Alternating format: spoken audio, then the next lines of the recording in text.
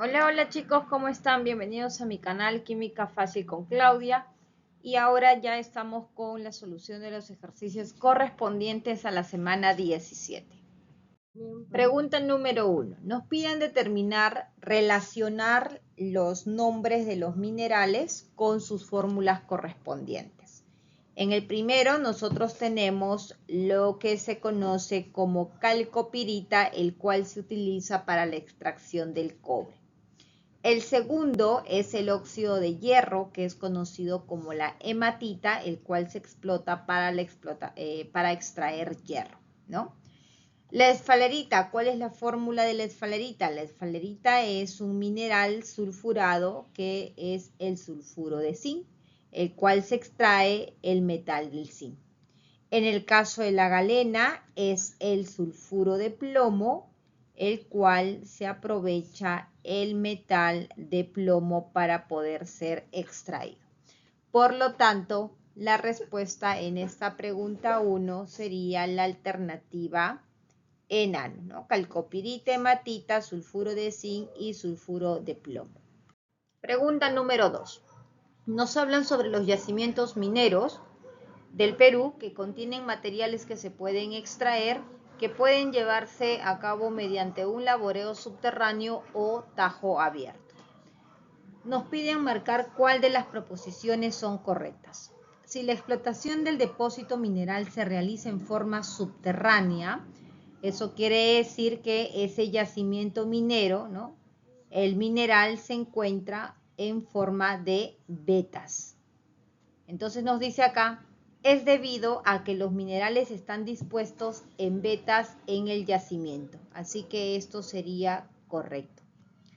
En la mena, el porcentaje de mineral valioso es bajo, por ello se realizan diversos procesos de concentración. Cuando nosotros extraemos la mena, que es donde se encuentra, acuérdense que la mena contiene el mineral valioso más la ganga. Entonces, ese mineral valioso muchas veces recuerden que tiene un porcentaje de pureza bajo, ¿no? Como por ejemplo 75%, inclusive menor. Entonces, lo que nosotros hacemos es un proceso, por ejemplo, para el zinc, ¿no? Un proceso de electroquímico para poder aumentar la concentración hasta un 99,9%. Por lo tanto, sí, esto sería también verdadero. Y finalmente nos dice un yacimiento de cobre se podría explotar y realizar los procesos de concentración en función a su composición del óxido o sulfuro. Podemos encontrar el mineral en su forma de óxido, en su forma de sulfuro y de acuerdo a la composición que va a presentar, se van a ir determinando cuáles son los procedimientos físicos o químicos para poder extraer finalmente ese metal. Sería verdadero y la respuesta aquí sería el enunciado 1, 2 y 3, todos son correctos. Pregunta número 3. Nos piden marcar cuál sería la relación que es incorrecta entre el mineral y el proceso de clasificación. Aquí tenemos el primero, el óxido de zinc, el cual nos dice que se realiza por lixiviación y es un proceso microbiológico, no. Entonces aquí lo que nosotros tenemos, esto es químico hidrometalúrgico, ¿no? Ya que la lixiviación es un proceso en el cual se extrae el metal en un medio acuoso que contiene agua. En el enunciado 2 tenemos al sulfuro de plomo. Nos dice que se realiza mediante el proceso de tostación, un proceso físico.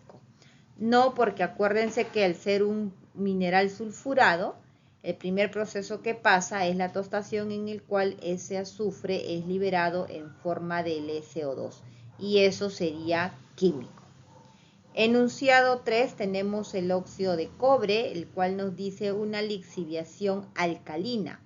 Alcalina quiere decir que es un medio básico, ¿no? Y es un procedimiento hidrometalúrgico.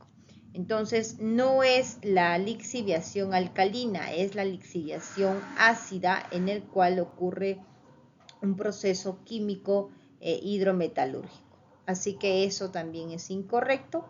Y finalmente nos dice el oro es un elemento en el cual se realiza por lixiviación alcalina y mediante un proceso de hidrometalurgia. Y acá tenemos nosotros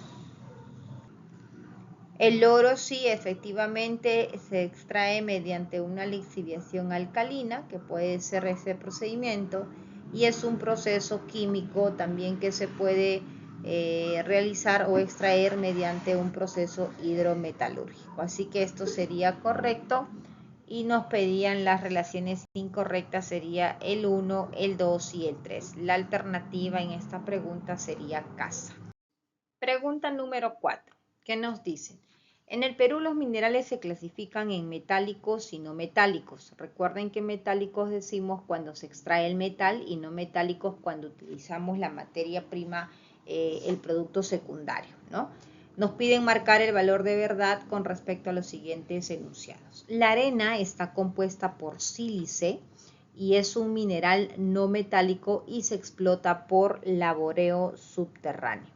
Entonces, sí, efectivamente la arena está compuesta por sílice, es un mineral no metálico porque es más aprovechado como materia prima, pero la explotación de la sílice no es subterránea, ¿no? Porque eso es como que un material secundario, se encuentra gran cantidad y eso se extrae a tajo abierto. Por lo tanto, ese enunciado sería falso.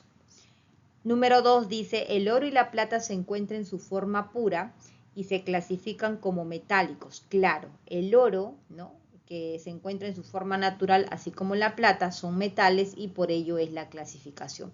Y uno de los métodos que hemos mencionado para poder explotar estos minerales es la cianuración alcalina. Eso es verdadero. Y finalmente la letra C dice, o el número 3 dice, un proyecto minero se establece por buscar la ganga. La ganga es el producto secundario, el residuo, la sílice, la arena, lo que no nos interesa principalmente de una explotación, porque la parte más valiosa no es la ganga, sino es el mineral. Entonces, esto sería falso. La respuesta en esta pregunta número 4 sería la alternativa ENAN. Pregunta número 5. Nos dice, la minera de Shougan Hierro Perú produce hierro en el país con una participación del 98,5%. Según la información de ellos, el mineral se explota con las siguientes ecuaciones químicas. En la primera ecuación tenemos la oxidación del carbono formando monóxido de carbono, y en la segunda tenemos la reducción, donde el hierro, que está con su estado de oxidación más 3, pasa a hierro 0. Nos preguntan en el enunciado 1, para obtener 600 moles de monóxido se necesitan 7.200 gramos de carbón. Para eso, en la primera ecuación que estamos viendo aquí, encontramos que por 2 moles de carbón, aquí ya la reacción está balanceada, los coeficientes estequiométricos, vamos a obtener 2 moles de monóxido de carbono. Entonces, si aquí nosotros tenemos en el primer enunciado, nos preguntan si es que cuando se tiene 7.200 gramos de carbón, voy a determinar aquí el número de moles de carbón. ¿Cuánto o cómo se determina el número de moles? Es la masa que nos están indicando aquí, que es 7.200 dividido entre la masa del carbón. La masa del carbón, aquí tenemos como dato carbón pesa 12, ¿ok? Entonces aquí sería 12 gramos por mol. Realizando esa división, 72 entre 12 es 6. Aquí se tendría que en esos 7.200 gramos se tiene 600 moles de carbón. Por lo tanto, estequiométricamente, la cantidad de monóxido de carbono que se estaría obteniendo sería también 600 moles, ¿no? Porque es la misma cantidad, es la misma proporción. Entonces aquí, ese número de moles del monóxido también sería 600 mol. Esto es, por lo tanto, el primer enunciado verdadero. El segundo enunciado, ¿qué nos dice? En el segundo enunciado, si la hematita utilizada, dice, fuera esta cantidad de toneladas, entonces el producto de hierro, considerando un 80%, sería ese valor. Nuevamente aquí los coeficientes estequiométricos son muy importantes y hacemos el cálculo estequiométrico. Está balanceada la reacción, aquí es 1, entonces por una mol de hematita se va a obtener ¿cuánto de hierro? 2 moles de hierro. ¿Cuánto pesa una mol de hematita? Mira, una mol de hematita pesa 160 gramos y cada hierro pesa 56. Pero acá nosotros tenemos 2 moles, entonces son 56 por 2, son 112 gramos, que prácticamente podría decir la misma proporción de toneladas, ¿no? Toneladas 160 van a producir 112 toneladas de hierro. Entonces, si nosotros tenemos esta cantidad, miren aquí que es 8 por 10 a la 6 toneladas de esa hematita, ¿cuánto sería la masa de hierro que se estaría obteniendo? Aquí nosotros estaríamos viendo que es 16 entre 2 es 8, entonces vamos a hacer lo mismo acá, 112 entre 2 sería 56 y aquí está multiplicando por 10 a la 5, entonces aquí también multiplicamos por 10 a la 5 y eso sería la cantidad de masa de hierro que se estaría obteniendo. Pero esa cantidad de masa sería la masa real, ¿no? Cuando el rendimiento es el 100%, pero a nosotros nos dicen que es el 80%, por lo tanto, esta masa que se calculó es teórica y la masa que estaríamos calculando, que nos estarían indicando aquí en el enunciado, sería la masa real. Realizamos ese cálculo. Haciendo entonces el cálculo aquí, multiplicamos 56 por 10 a la 5 por 80 entre 100, ¿no? Entonces aquí nos va a salir 448, todo multiplicado por 10 a la 4. Entonces aquí corriendo los ceros, 1, 2, vamos a tener que esa masa real es 4,48 por 10 a las 6 toneladas. Por lo tanto, ese segundo enunciado sería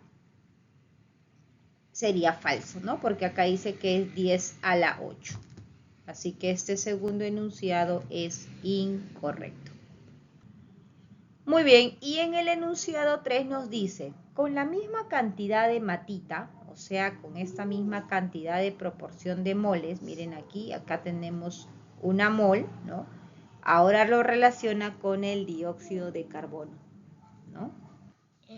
El dióxido de carbono, aquí estamos viendo, y en este caso son 3 moles. Entonces voy a colocar aquí para que puedan ver la relación que existe. Una mol, ¿cierto?, de la hematita, que es el óxido de hierro, va a producir 3 moles de CO2, ¿correcto? Ahora, como la comparación es con la masa, ustedes ya saben que acá esta mol de hematita es 160 toneladas, que vamos a hacer la relación con 3 moles del CO2. Pero 3 moles del CO2, miren, la mol de CO2 pesa 44. Entonces, como esto pesa 44, ¿no?, por cada mol, y tenemos 3 moles, sería 3 por 44. Y lo voy a poner de frente ya en toneladas, ¿ya? 3 por 44 toneladas. Esa es la relación estequiométrica.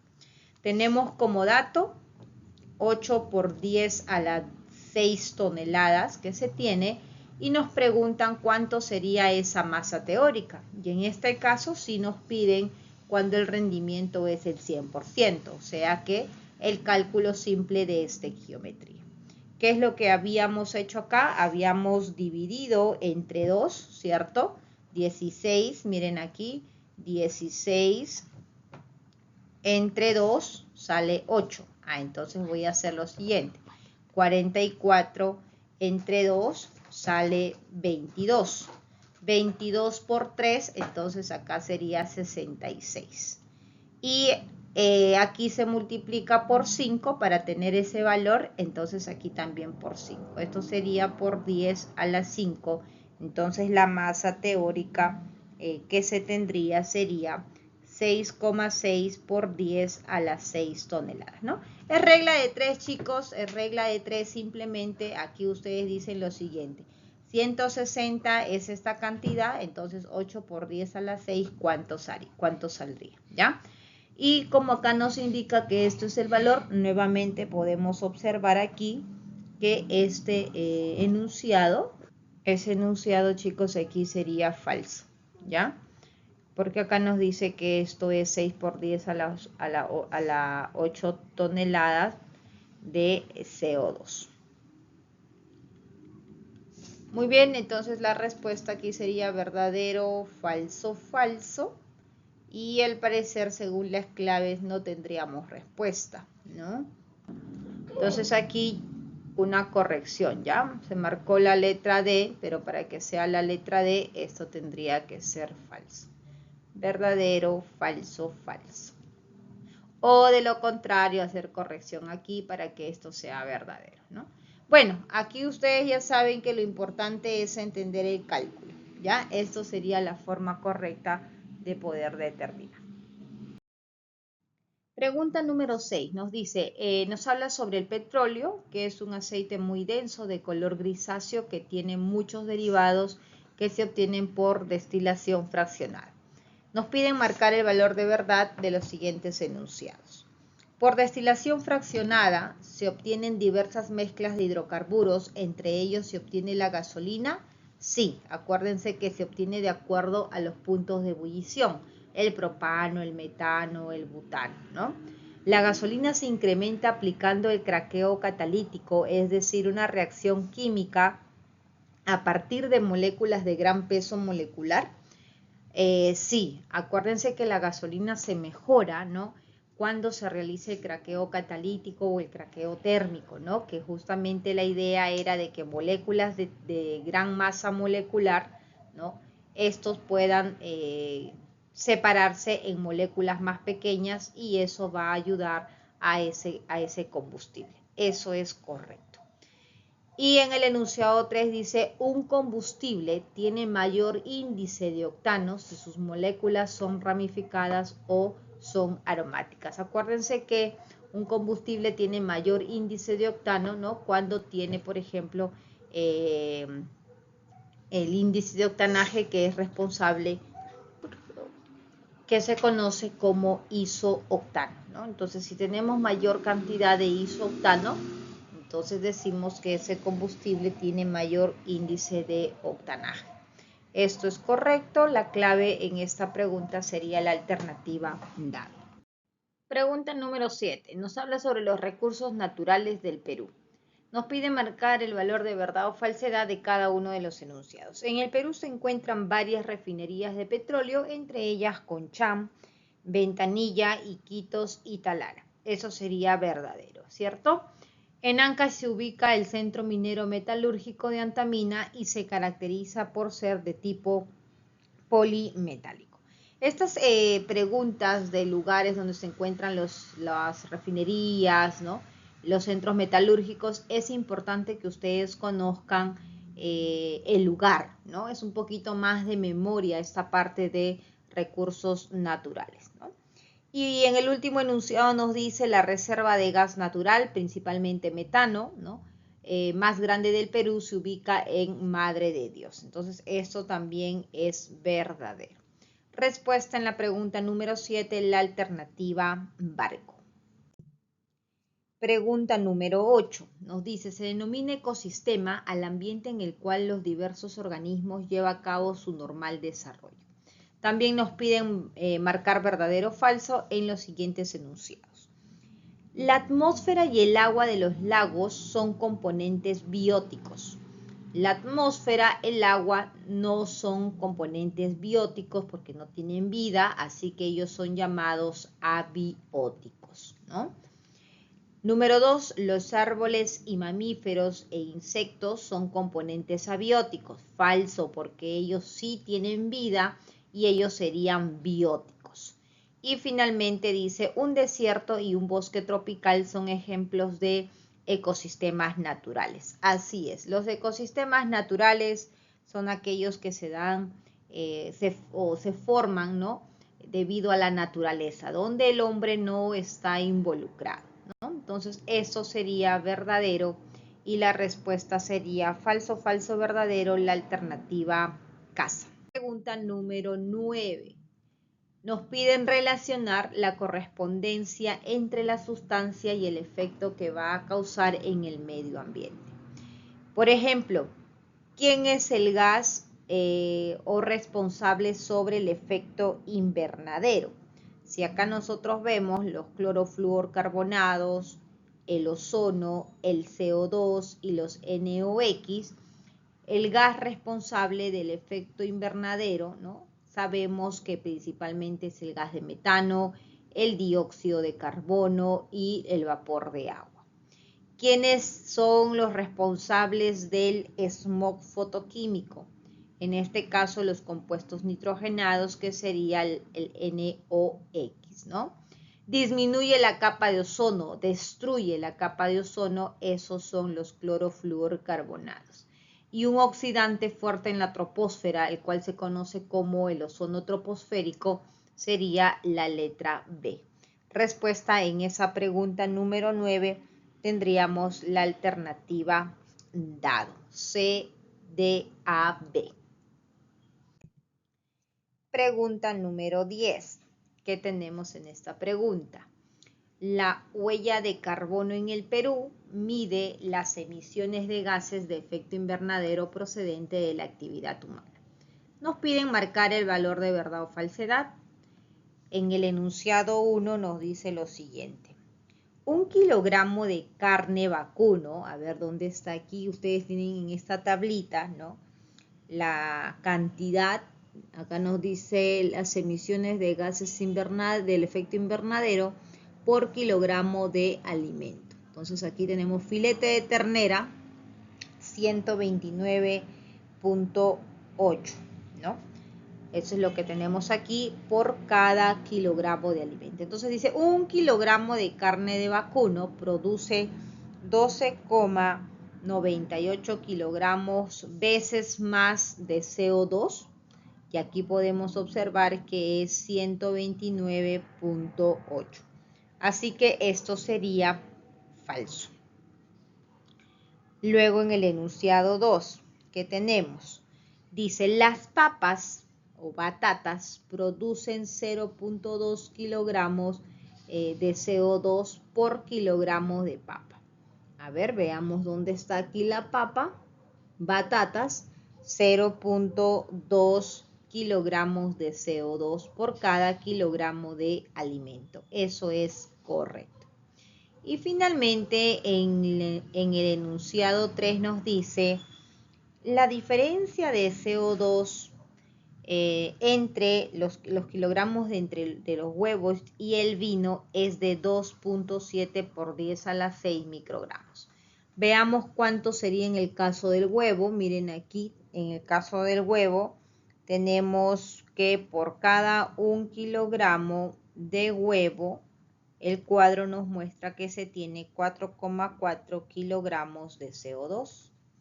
Y para el caso del vino, a ver el vino aquí, miren, por cada 1 kilogramo de vino, el cuadro muestra que se tiene 1,7 kilogramos de CO2. Por lo tanto, si nosotros realizamos la diferencia de 4.2 menos 1.7, esa diferencia sería, ¿no? La variación de CO2 sería de 2,7 kilogramos, ¿no? De CO2. Y nos están preguntando en microgramos.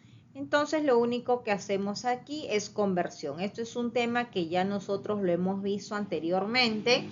Y si ustedes tienen problemas de conversión, entonces también hay un videíto ahí que dice conversión de unidades para que ustedes puedan aprender rápidamente a entender cómo funciona. Kilogramos abajo y arriba colocamos la unidad de gramos. Pero como nosotros no queremos gramos, seguimos con la conversión gramos abajo y arriba microgramos, que es la unidad de interés. G arriba, G abajo, K abajo, entonces el valor de K, que es kilo, es 10 al cubo. G arriba, G abajo, arriba es micro, abajo tiene que estar el valor numérico de micro, que es menos 6, ¿no? Todo esto está en ese videíto que les explico sobre conversiones de unidades. Y este resultado, entonces aquí ya esto es matemática, 2,7 multiplicado por 10, ese 6 sube arriba, sería 10 a la 6 con 10 a la 3, 10 a la 9. Así que este último enunciado entonces sería falso. Clave en la pregunta número 10, falso, verdadero, falso, la alternativa ENA. Pregunta número 11. Nos piden marcar el valor de verdad o falsedad con respecto, nos dice, a los contaminantes, ¿no? Contaminantes primarios o secundarios que vamos a encontrar en el sistema. Nos dice, los freones se encuentran en los sistemas de aire acondicionado y refrigeración, por lo que contamina generando la destrucción de la capa de ozono. Sabemos por teoría que los freones, los CFC, son los peores enemigos de la capa de ozono y hemos mencionado que ellos se encuentran principalmente en los sistemas de refrigeración. Así que esto sería verdadero. 2. El ácido sulfúrico es un hidrácido que genera la lluvia ácida.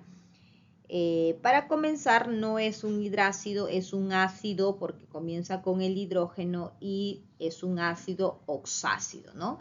¿Genera la lluvia ácida? Sí. ¿Destruye la flora y la fauna? Claro que sí, porque varía el pH, pero no es un hidrácido, por ello esto se invalida. Y finalmente el número 3 dice, los detergentes son muy utilizados por las amas de casa en el lavado de ropa y vajillas, por lo que estos generan eutrofización con los nitratos y polifosfatos añadidos en su formulación. Nosotros hemos hablado en teoría sobre la eutrofización, que es un proceso de crecimiento, ¿no? La eutrofización natural, un proceso de crecimiento de las plantas cuando recibe el sol, tiene los nitratos, los fosfatos, entonces hay un equilibrio y todo bonito. Pero cuando hay un exceso de los nitratos, de los fosfatos, que actúan como fertilizantes, ¿no? Y que estos se encuentran en los detergentes, entonces ahí va a haber una eutrofización antropogénica, ya que involucrado está el hombre y por ello el crecimiento excesivo de las plantas. Así que esto es correcto. Clave en la pregunta 11, la alternativa avión. Pregunta número 12 es con respecto a la potabilización. ¿Qué tenemos en el enunciado 1? Nos piden marcar el valor de verdad o falsedad. Dice, si el consumo de agua por persona es de 354 metros cúbicos al año en Lima y Callao, somos 12 millones de personas, entonces se consume en total 4,25 por 10 a la 9 metros cúbicos al año. Entonces lo que hacemos acá es simplemente una multiplicación, ¿no? Ese enunciado sería correcto, ¿no? Haciendo el cálculo aquí, como se puede ver, una persona consume 354 metros cúbicos al año. Si se tiene 12 millones de personas, entonces regla de 3 y ese volumen sería 4,25 por 10 a la 9. Enunciado 2 dice, el proceso de potabilización, ¿no? O en el proceso de potabilización, el cloro se puede usar para disminuir la carga microbiana. Efectivamente, ahí existe una primera precloración, ¿no? En el cual sirve para poder eliminar esas bacterias, esos microbios, y también existe una segunda cloración. Y eso es el objetivo principal. Finalmente, en el enunciado 3 nos dice el proceso de floculación, que también lo hemos explicado bien bonito en clase, ¿no? Es para disminuir a los coloides presentes en el agua contaminada.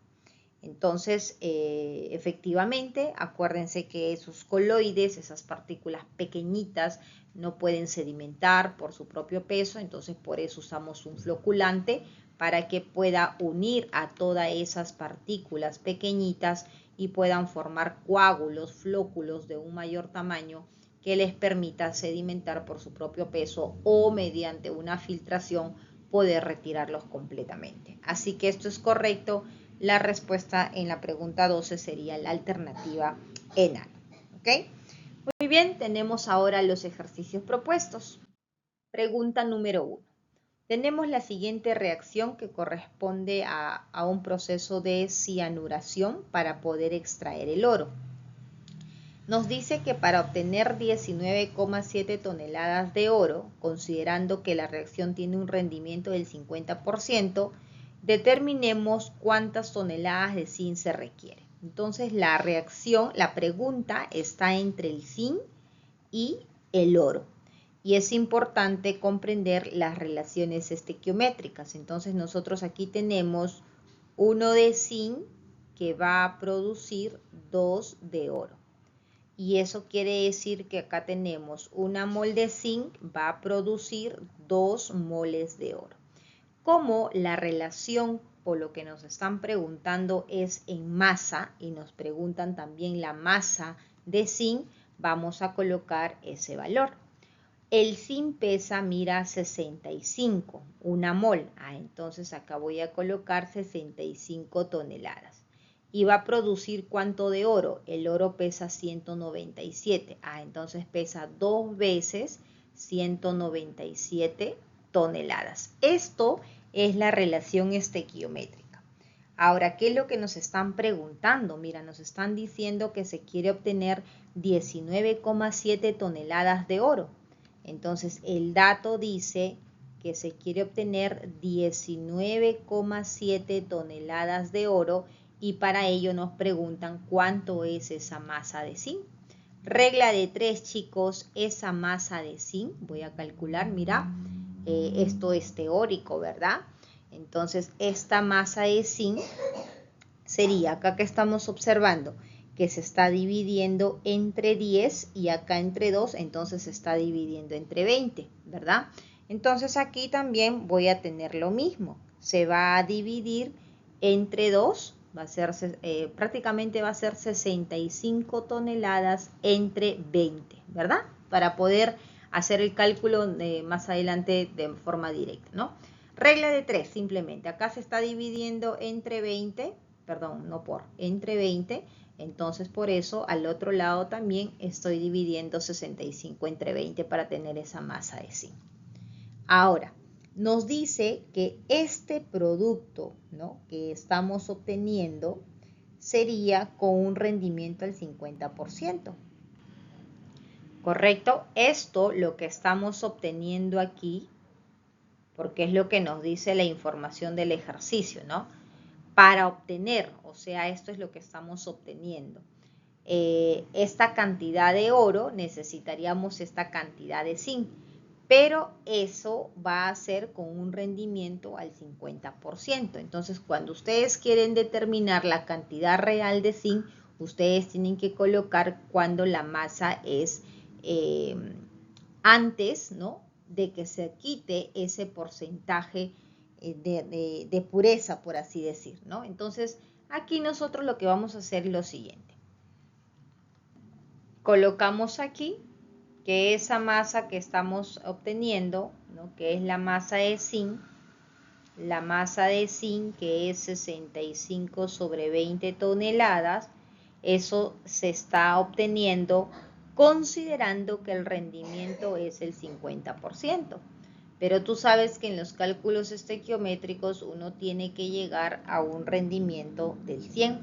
Así que aquí, por lo tanto, la masa que se tendría en cuenta para poder tener esa cantidad de toneladas, considerando que es 50%, sería, vamos a colocar aquí, ese valor de la masa de zinc sería igual a 100, ¿correcto?, por esa cantidad de 65 sobre 20 y todo dividido entre 50, ¿no? Regla de 3. Así que de aquí, como ustedes pueden ver, 100 entre 50, eso es 2, se cancela y la masa de zinc saldría 6,5 toneladas. Ahora, si ustedes quieren constatar, quieren verificar si están haciendo su cálculo correcto, porque muchos tienen confusión en lo siguiente, ¿no?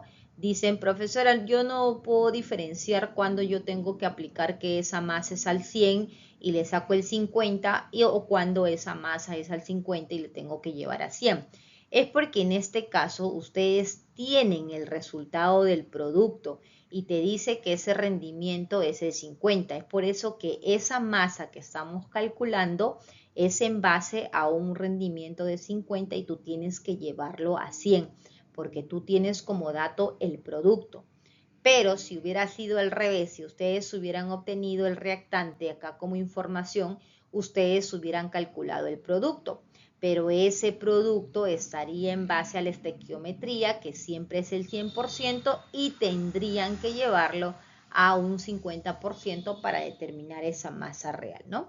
Tal vez es un poquito confuso, pero con la práctica ustedes van a ir dándose cuenta cuándo aplicar ese 50 y cuándo aplicar ese 100. Ya poco a poco van a ir entendiendo. Y si tienen alguna duda, alguna pregunta, recuerden que puedes escribir en los comentarios y yo con gusto les voy a responder para poder aclarar sus dudas. ¿Ya?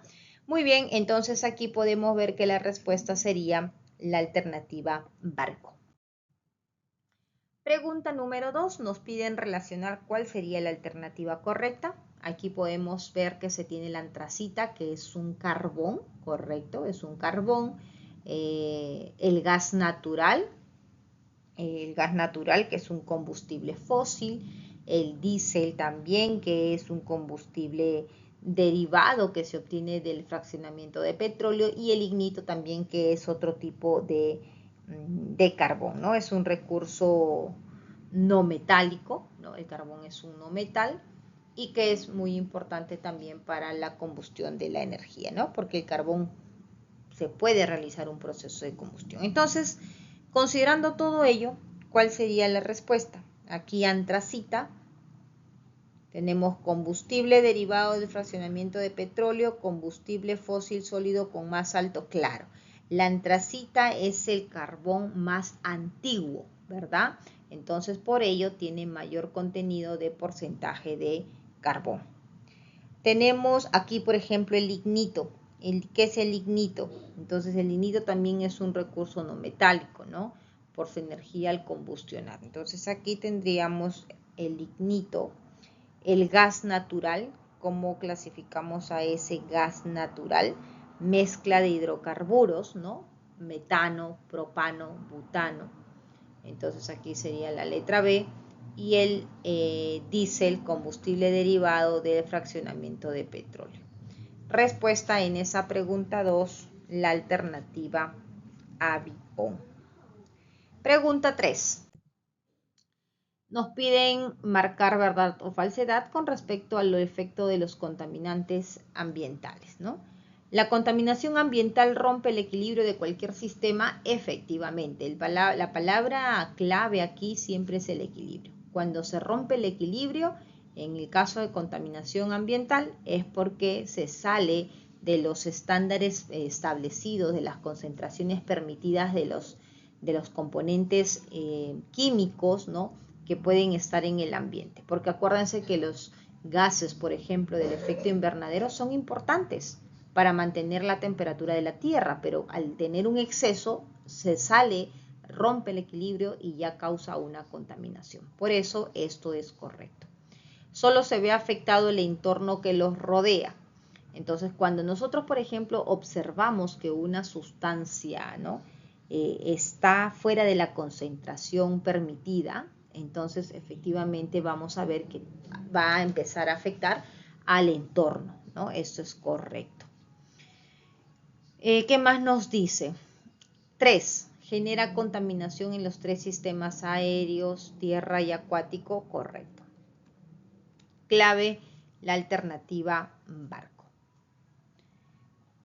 Pregunta número 4. Nos piden marcar las proposiciones correctas con respecto a la lluvia ácida. Dice, los precursores de la lluvia ácida son el SO2 y el NOx. Eso es verdadero, ¿cierto? Recuerdas que el SO2 al entrar en contacto con el agua va a formar el ácido sulfúrico. y el NOx igual al entrar en contacto con el agua forma el ácido nítrico. Entonces ellos dos van a formar o van a generar la lluvia ácida, ¿no? Ahora, cuando esta lluvia ácida cae, por ejemplo, en los lagos, como lo indica aquí, el pH normal de los lagos pues está en un promedio de 6.5 a 7.0, que es un pH neutro, en el cual los pececitos ahí sí están felices, ¿no? Pero ¿qué pasa cuando comienza a llover, ¿no? Y esa lluvia es ácida. Entonces el pH para una sustancia ácida es de 0 a 7. Lo que hace es que el pH efectivamente disminuya, ¿no? Y ello va a hacer que cause la muerte a los pececitos, ¿no? Entonces ya los pececitos cuando están el pH ácido, porque en este caso ya el pH no es neutro, sino el pH es ácido, entonces está por debajo de 7, puede ser 5, 5.5, ya no es una condición en la cual esos pececitos pueden vivir. Así que eso sí es verdadero. Y lo mismo ocurre con los suelos, ¿no? Causan corrosión en las estructuras metálicas y daños en la tierra de cultivos, claro. Las tierras de cultivo también ellos están más o menos el pH para estos suelos de cultivo igual están entre un 6.5, 7 o inclusive básico por los fertilizantes que se utilizan. Entonces al tener un pH menor, ¿no? Ya esto dificulta el crecimiento de los cultivos, ¿no? Y esto, tener un pH ácido, lo que va a hacer es acelerar el proceso de la corrosión, de la oxidación de los metales. Así que la respuesta aquí todas serían verdaderas. Pregunta número 5. Nos piden también aquí marcar el valor de verdad con respecto al el enunciado que nos habla del efecto invernadero. Dice, la combustión completa de los hidrocarburos de las grandes industrias generan dos sustancias que fomentan el efecto invernadero. Entonces, en este caso, en el efecto invernadero, los hidrocarburos efectivamente van a formar, ¿no?, la emisión de los gases metanos y la emisión de los dióxidos de carbono. Entonces, eso es correcto, es verdadero. La emisión de los gases en los pantanos genera una contaminación esencial del efecto invernadero. Claro, todos los gases que se van a formar, que se van a generar, que son, por ejemplo, el gas de metano por los animalitos que van a liberar estos gases de manera natural, ¿no? Entonces, o de algunas reacciones orgánicas que vamos a ver en estos tipos de pantanos, van a generar o van a contribuir a que sea un gas del efecto invernadero, ¿no? Entonces, esto es verdadero también. ¿Y cuáles son esos gases del efecto invernadero? Los gases del efecto invernadero, principalmente, jóvenes, son el agua, el vapor de agua, el dióxido de carbono y el gas de metano. En cierta parte esos también pueden contribuir, ¿no? Pero no tanto de una manera significativa, ¿ok? Entonces, como se menciona en este caso los tres, esto también sería verdadero.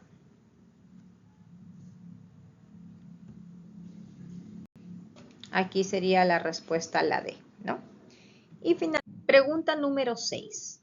Dentro de los métodos de purificación del agua potable realizamos el cribado. ¿Se acuerdan que explicamos bonito el cribado, que era la separación de los sólidos, ¿no? Sedimentación y floculación. Con respecto a estos pasos, dice, marque como verdadero o falso cada uno de los siguientes enunciados. El cribado es la retención de sólidos de gran tamaño como rocas, árboles y animales muertos del arrastre del río. Eso es correcto. No solamente son animales muertos del arrastre del río, sino en general, ¿no? Basura, piedras, rocas, todo lo que uno puede encontrar. Así que esto es verdadero. Tenemos el enunciado 2, nos dice la sedimentación. ¿Qué cosa es la sedimentación? Cuando ingresa, ¿no?, todo el agua del río Rímac a Sedapal para que puedan hacer el tratamiento, recuerda que no, el agua que ingresa con tierra, arena, piedras, roquitas y todo lo demás. Entonces, estos que tienen un volumen y una masa considerable caen por su propio peso. A ese proceso se le conoce como sedimentación, ¿no? Consiste en la precipitación de sólidos por gravedad que pasan por el cribado. Entonces, en el primer proceso, ¿no? En el primer proceso, nosotros decimos que el agua pasa por un proceso de cribado porque se queda enmallado, enrejado todos los sólidos de mayor tamaño, llantas, piedras, rocas de mayor tamaño, pero lo que es, por ejemplo, pequeñito como arenas, tal vez arenilla, piedras medianas, pequeñas que pasaron por ese cribado, entonces van a estar presentes en el agua y son ellos que van a finalmente a sedimentar, ¿no? Los que pasaron en el primer proceso. Eso es correcto. Y finalmente dice, la floculación consiste en eliminar bacterias y patógenos del agua y dejarlas listas para el consumo humano. No, para la eliminación de las bacterias y todos los microbios, entonces para ello existen los procesos biológicos y en este caso es la cloración, ¿no? Así que esto es falso y la respuesta aquí sería la alternativa barco. Chicos, esto es todo por hoy. Espero que hayan aprendido bastante. Cualquier duda que tengan, recuerden comentar en mi canal para poder ayudarlos. Muchas gracias a todos los que han estado comentando, agradeciendo por los videos, ¿no? Y vamos a seguir con las siguientes grabaciones para el siguiente ciclo. Así que comparte mi canal para que otras personas también puedan llegar a esta información, ¿no? Llegar a esta información y no te olvides también de suscribirte. Nos vemos, chicos, cuídense mucho, nos vemos en un próximo video. Chao, chao.